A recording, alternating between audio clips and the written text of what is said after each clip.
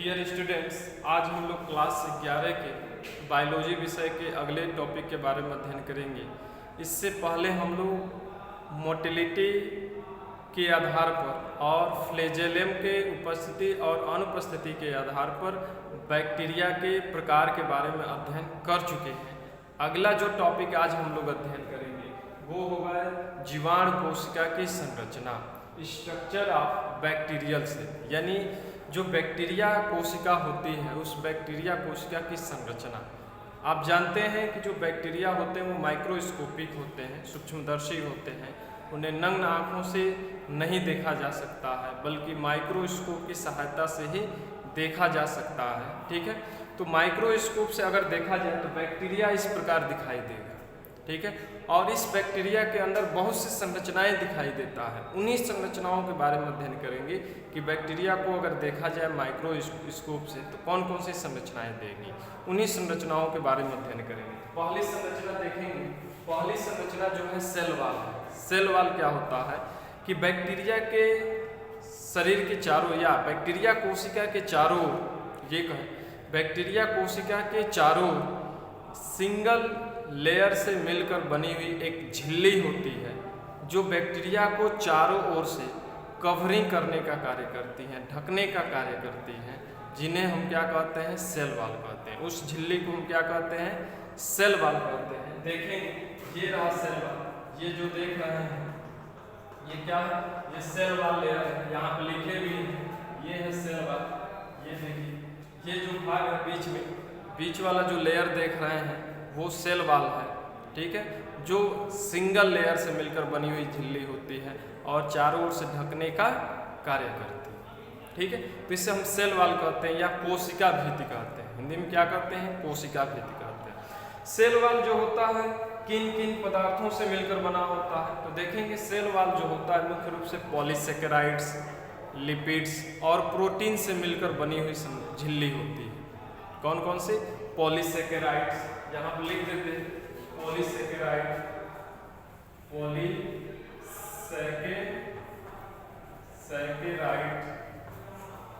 ठीक है, लिपिड और प्रोटीन। ठीक है, इन पदार्थों से कोशिका भित्ति मिलकर बनी होती है। इसके अतिरिक्त भी इनमें म्यूकोपेप्टाइड अथवा म्यूकोपेप्टाइड अथवा पेप्टिडोग्लाइकान्स, म्यूकोपेप्टाइड अथवा पेप्टिडोग्लाइकान्स नामक पदार्थ होते हैं। म्यूकोपेप्टाइड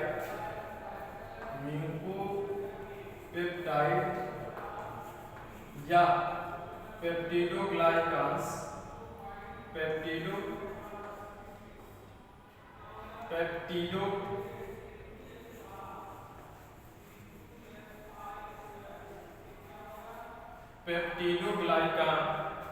ठीक है, म्यूकोपेप्टाइड अथवा पेप्टिडोग्लाइकान नामक पदार्थ ही पाए जाते हैं। इसके अतिरिक्त इसमें दो और पदार्थ होते हैं।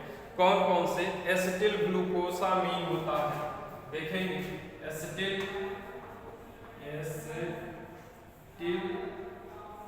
ग्लूकोसामीन,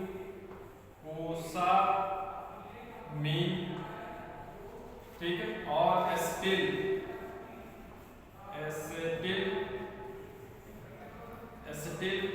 म्यूरेमिक,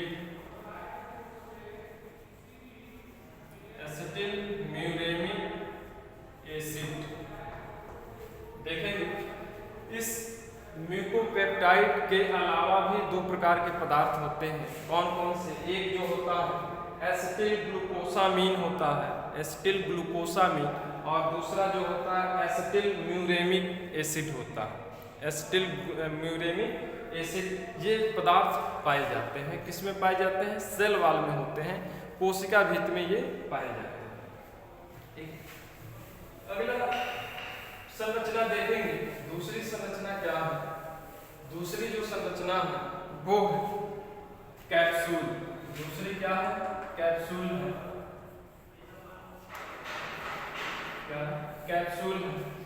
देखिए, दूसरी संरचना जो बैक्टीरिया में देखने पे दिखाई देता है कैप्सूल है।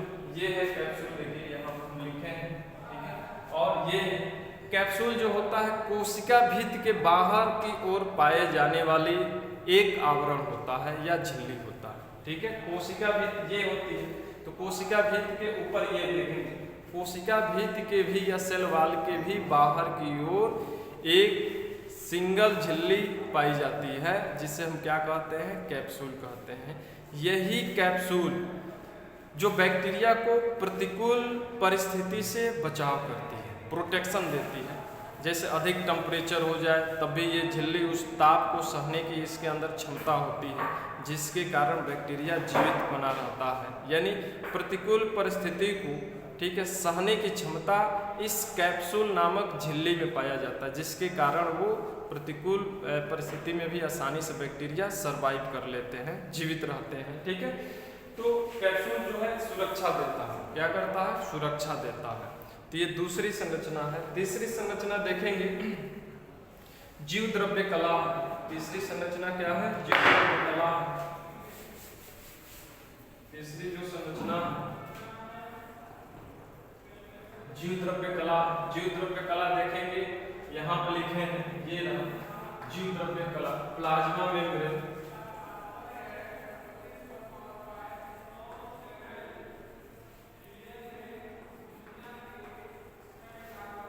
ठीक है, प्लाज्मा मेम्ब्रेन जीव द्रव्य कला इसको हिंदी में कहते हैं। देखेंगे जीव द्रव्य कला जो है या प्लाज्मा मेम्ब्रेन जो झिल्ली होती है, यह सेल वाल के बाद पाए जाने वाली झिल्ली होती है, जो जीव द्रव्य को अर्थात बैक्टीरिया के प्रोटोप्लाज्म को चारों ओर से घेरे रखने का कार्य करती है। यानी जीव द्रव्य को चारों ओर से घेरे रखने का कार्य कौन करता है, प्लाज्मा मेम्ब्रेन करता है, जो जीव द्रव्य के बिल्कुल संपर्क में पाया जाता है, प्रोटोप्लाज्म के बिल्कुल संपर्क में होता है। ठीक है, और कोशिका भित्ति के बाद पाई जाती है। ये है जीव द्रव्य कला। ये जो देख रहे हैं, ये जो देख रहे हैं, ये जीव द्रव्य कला है। क्या है, जीव द्रव्य कला है। ठीक है, जो प्रोटोप्लाज्म के डायरेक्ट कांटेक्ट में रहती है। ठीक है, जीव द्रव्य जो कला होती है ये किससे मिलकर बनी होती है, तो जीव द्रव्य बहुत पतली लेयर होती है। जीव द्रव्य कला अथवा प्लाज्मा मेम्ब्रेन जो होती है बहुत पतली झिल्ली होती है, याद रखेंगे। ये किससे मिलकर बनी होती है, तो फास्फोलिपिड और प्रोटीन से मिलकर बनी होती है। इससे फास्फोलिपिड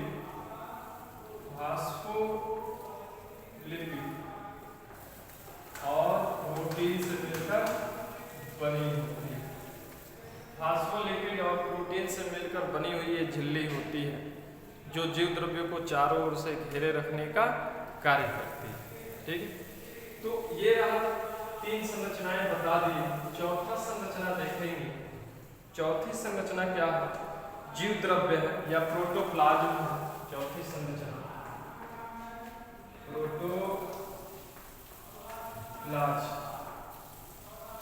प्रोटोप्लाज्म कहते हैं। गलत हो गया, प्रोटोप्लाज्म है,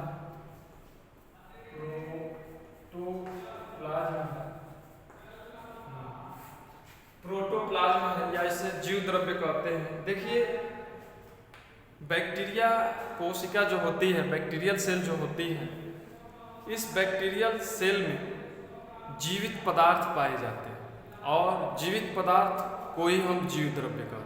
बैक्टीरिया के अंदर जो जीवित पदार्थ पाया जाता है, उस जीवित पदार्थ को ही हम क्या कहते हैं, जीव द्रव्य कहते हैं अथवा प्रोटोप्लाज्म कहते हैं।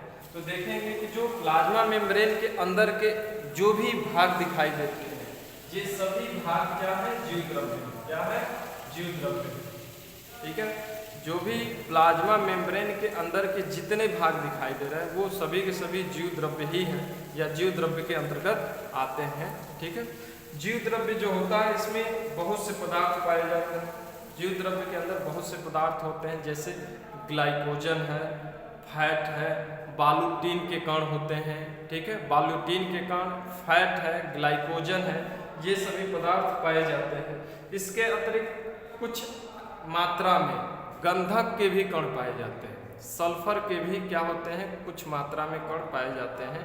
ग्लाइकोजन, फैट और बाल्यूटीन के कण तो पाए ही जाते हैं, इसके साथ साथ कुछ मात्रा में गंधक अथवा सल्फर के भी कण पाए जाते हैं। बैक्टीरिया वैसे कई प्रकार के होते हैं। उनमें अगर जो हरे बैक्टीरिया होते हैं, ग्रीन बैक्टीरिया जो होते हैं, ठीक है, तो ग्रीन बैक्टीरिया में देखेंगे क्या क्या पाया जाता है। ग्रीन बैक्टीरिया जो होते हैं, ग्रीन बैक्टीरिया में क्लोरोबियम क्लोरोफिल पाया जाता है। देखेंगे क्लोरोबियम क्लोरोफिल, क्लोरोबियम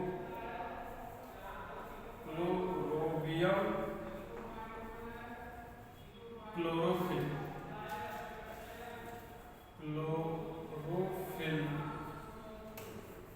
देखेंगे जो हरे प्रकार के बैक्टीरिया होते हैं, ग्रीन बैक्टीरिया होते हैं, उनमें क्या पाया जाता है, क्लोरोबियम क्लोरोफिल पाया जाता है। इसके अतिरिक्त इनमें बैक्टीरियोविरिडीन भी पाया जाता है।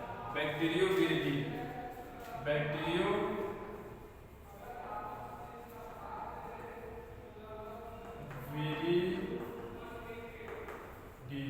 ठीक है। क्लोरोबियम क्लोरोफिल तो पाया ही जाता है ग्रीन बैक्टीरिया। इसके अतिरिक्त बैक्टीरियोविरिडीन जो होता है ये भी होता है। बैगनी बैक्टीरिया जो होते हैं, बैगनी बैक्टीरिया में क्या होता है, तो बैगनी बैक्टीरिया जो होते हैं,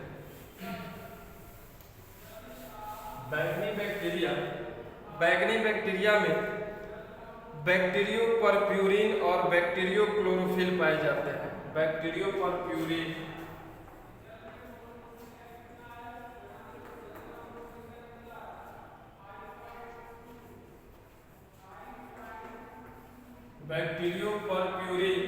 इसके अलावा बैक्टीरियोक्लोरोफिल ये भी पाया जाता है। बैक्टीरियोक्लोरोफिल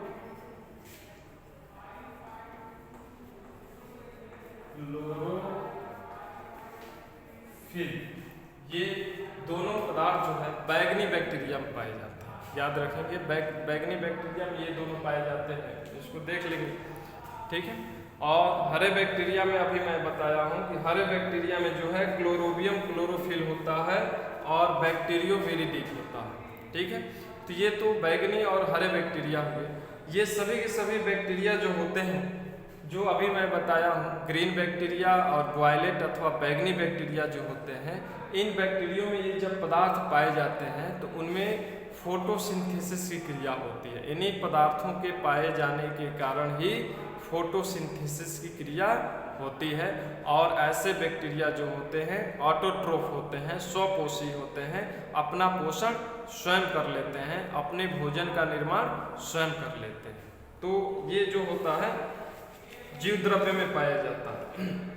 इसके अतिरिक्त बैक्टीरिया जो होते हैं, बैक्टीरिया में कैरेटिनाव वर्णक भी पाए जाते हैं। जो भी बैक्टीरिया होते हैं उनमें कैरेटिनाव वर्णक भी पाए जाते हैं या पिगमेंट होते हैं, ठीक है। बैक्टीरिया के जीव द्रव्य में राइबोसोम भी पाए जाते हैं। और राइबोसोम जो होते हैं ये बताए होंगे आप लोग को पहले भी कि बैक्टीरिया कोशिका में या बैक्टीरिया के प्रोटोप्लाज्म में जो राइबोसोम पाए जाते हैं वो 70S प्रकार के राइबोसोम होते हैं। 80S प्रकार का जो है यूकैरियोटिक सेल में होता है। क्योंकि बैक्टीरिया जो होते हैं प्रोकैरियोटिक कोशिका होते हैं, तो प्रोकैरियोटिक कोशिका में कौन से राइबोसोम होता है, 70S प्रकार का राइबोसोम होता है। 70S प्रकार का राइबोसोम पाया जाता है, ये याद रखेंगे। ये विशिष्ट लक्षण ये भी है। इसके अतिरिक्त बैक्टीरिया में अन्य जो कोशिकांग होते हैं, ऑर्गेनेल्स होते हैं, वो अनुपस्थित होते हैं। जैसे माइटोकॉन्ड्रिया है, गोल्जी बॉडी है, ठीक है, एंडोप्लाज्मिक रेटिकुलम है। ये सभी संरचनाएं जो होते हैं या कोशिकांग जो होते हैं नहीं पाए जाते हैं, अनुपस्थित होते हैं, ठीक है। बैक्टीरिया के साइटोप्लाज्म में देखेंगे, बैक्टीरिया के साइटोप्लाज्म में जहाँ पर ये प्लाज्मा मेम्ब्रेन जो होती है कहीं कहीं पर अंदर की ओर फोल्डेड हो जाती है, इनका आंतरिक फोल्डेड क्रिया हो जाता है और फोल्डेड होकर एक विशेष प्रकार की संरचना बनाती है, जिन्हें क्या कहते हैं, मीजोजोम कहते हैं। ध्यान देंगे, ये बड़ा महत्वपूर्ण है कोशिकांग। ये भी एक प्रकार का कोशिकांग है कि बैक्टीरिया के जो प्लाज्मा मेम्ब्रेन होता है, यह प्लाज्मा मेम्ब्रेन अंदर की ओर जगह जगह पर फोल्डेड हो जाती है और फोल्डेड होकर एक विशेष प्रकार की संरचना बनाती है। इस विशेष प्रकार की संरचना को क्या कहते हैं, मीजोजोम कहते हैं। क्या कहते हैं, मीजोजोम कहते हैं। यह मेसोजोम जो होता है माइटोकांड्रिया के समवृत्त अंग के समान होता है, एनालोगस ऑर्गन्स के समान होता है।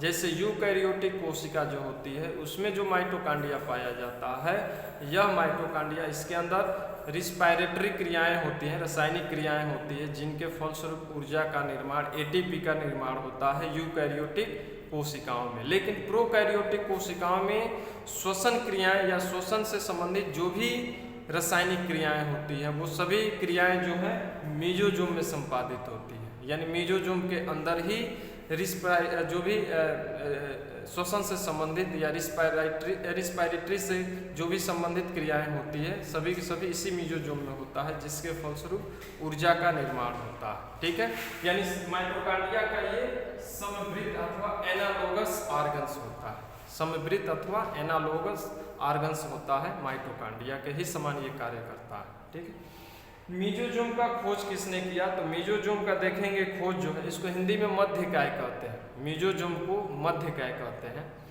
और मेसोजोम का खोज जो है सन 1960 ईस्वी में फिट्स जेम्स नामक वैज्ञानिक ने किया। देखेंगे 1960 ईस्वी में मेसोजोम का फिट्स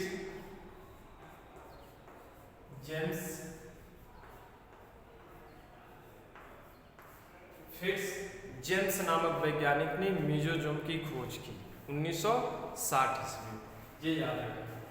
ठीक, तो ये तो हुआ जीव द्रव्य हुआ, ठीक है, प्रोटोप्लाज्म हुआ। अगला संरचना देखेंगे बैक्टीरिया में। अगली संरचना क्या है? केंद्रकाभ है, पांचवा पॉइंट होगा केंद्रकाभ है।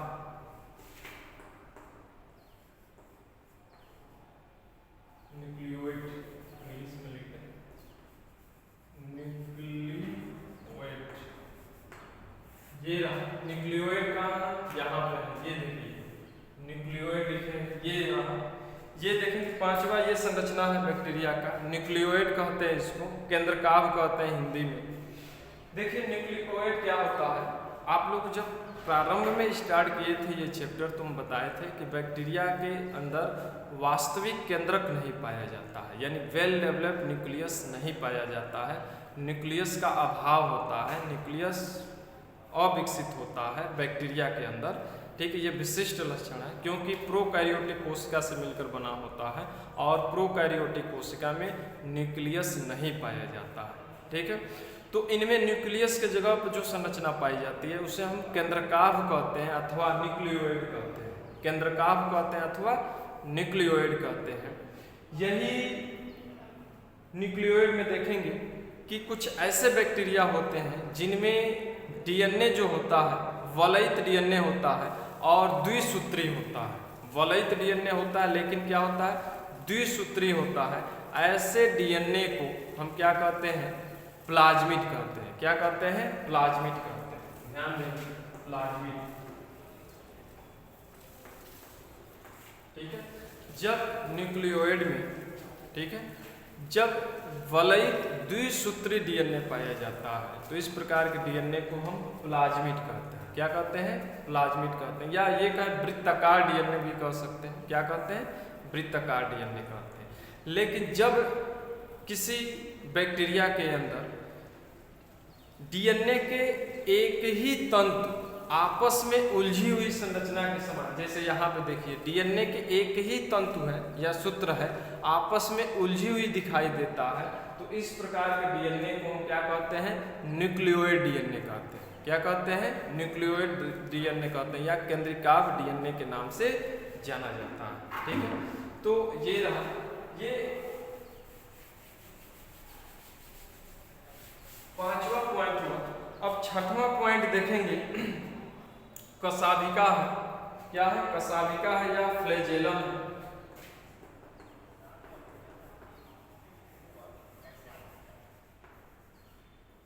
फ्लैजेलम है, छठवां पॉइंट फ्लैजेलम है। देखिए ये है फ्लैजेलम, यहाँ से देखिए जो निकाले हैं ये संरचना जो है यहाँ लिखे भी है।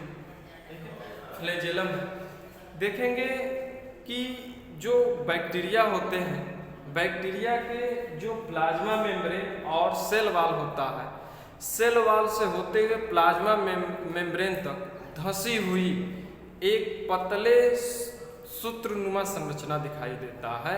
इस पतले सूत्रनुमा संरचना को हम फ्लैजेलम कहते हैं अथवा कशाभिका कहते हैं। कशाभिका का एक सिरा स्वतंत्र होता है और दूसरा सिरा जो होता है वह सेल वॉल से होते हुए प्लाज्मा मेम्ब्रेन में धंसा होता है। सेल वॉल से होते हुए प्लाज्मा मेम्ब्रेन में धंसा होता है। कशाभिका जो होता है, कशाभिका यह इसकी लंबाई जो होती है लगभग 4 से 5 मिली माइक्रोन होता है। इसकी लंबाई देखेंगे कितना होता है, इसकी लंबाई जो होता है 4 से 5 मिली माइक्रोन होता है। ठीक है, 4 से 5 मिली माइक्रोन इसकी लंबाई होती है और ये प्रोटीन से मिलकर बना हुआ होता है। किससे? प्रोटीन से मिलकर बना होता है। और किस प्रोटीन से मिलकर बना होता है? तो फ्लैजेलिन नामक प्रोटीन से मिलकर बना होता है। यहाँ लिख देते हैं फ्लैजेलिन। ध्यान देंगे, कशाभिका जो होती है अर्थात फ्लैजेलम जो होती है वो फ्लैजेलिन नामक प्रोटीन से मिलकर बनी होती है। फ्लैजेलिन नामक प्रोटीन से मिलकर बनी हुई होती है फ्लैजेलम, याद रखेंगे। ठीक है, ये प्रकार का प्रोटीन है। कशाभिका का कार्य क्या होता है? कशाभिका का क्या काम है? फ्लैजेलम का क्या काम है? आखिर इसका क्या फंक्शन है? तो फ्लैजेलम जो है गमन करने में सहायक होती है, यानी ये लोकोमोटरी ऑर्गन्स के बाद कार्य करती है, गमनांग की तरह कार्य करती है, गमन करने में सहायता करती है। एक स्थान से दूसरे स्थान तक बैक्टीरिया को पहुंचने में या जाने में सहायक होती है, सहायता करती है। तो ये फ्लैजेलम हुआ। ठीक है, फ्लैजेलम की संख्या जो है निश्चित नहीं होता है। किसी में एक फ्लैजेलम होता है, आप लोग बताए थे उसमें। ठीक है, फ्लैजेलम के उपस्थिति और अनुपस्थिति के आधार पर बैक्टीरिया का जब काइंड्स बता रहे थे या टाइप्स बता रहे थे तो उसमें बताए थे कि फ्लैजेलम की संख्या कोई निश्चित नहीं होती है। एक भी हो सकती है, 2 भी हो सकती है, दोनों सिराओं पे हो सकती है, या एक ही सिरा पे हो सकता है, या पूरे बॉडी पर भी हो सकती है, या गुच्छों के रूप में भी हो सकती है। ये कोई निश्चित नहीं होता है। ठीक है, तो ये रहा फ्लैजेलम। अगला है फिम्ब्री। 7वां पॉइंट जो है फिम्ब्री है, या रोम कहते हैं इसको। 7वां पॉइंट फिम्ब्री है, ये यहाँ पे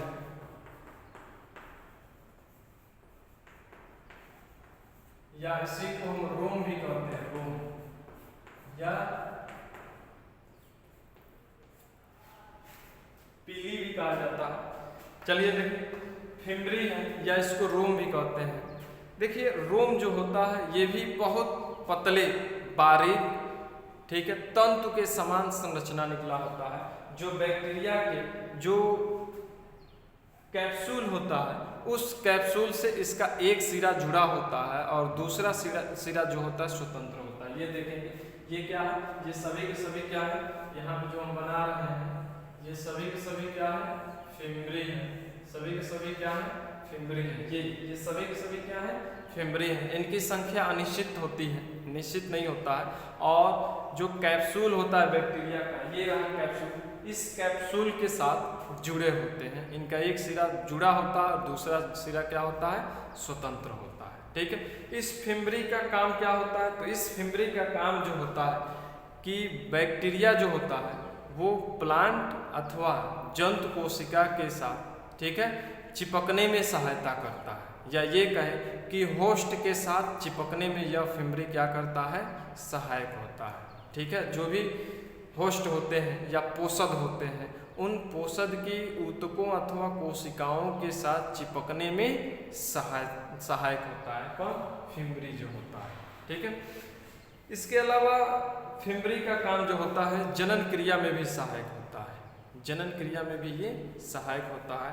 तो ये बैक्टीरिया कोशिका की संरचना के बारे में हम लोग जाने, उनसे आने वाले जो भी इनकी संरचना के अंतर्गत आने वाले जो भाग होते हैं सभी संरचनाओं के बारे में जाने। अन्य भी बहुत सी संरचनाएं इसमें दिखाई दे रहे हैं, आप देख सकते हैं। राइबोसोम, ये रहा राइबोसोम, इसमें 70 इस प्रकार का होता है। देखेंगे यहाँ पे जो हम फिगर बनाए हैं इसमें जब 4, 5 या 10 राइबोसोम एक दूसरे के साथ जुड़कर, ठीक है, जो संरचना बनाते हैं उसे हम पॉलीसोम कहते हैं। क्या कहते हैं?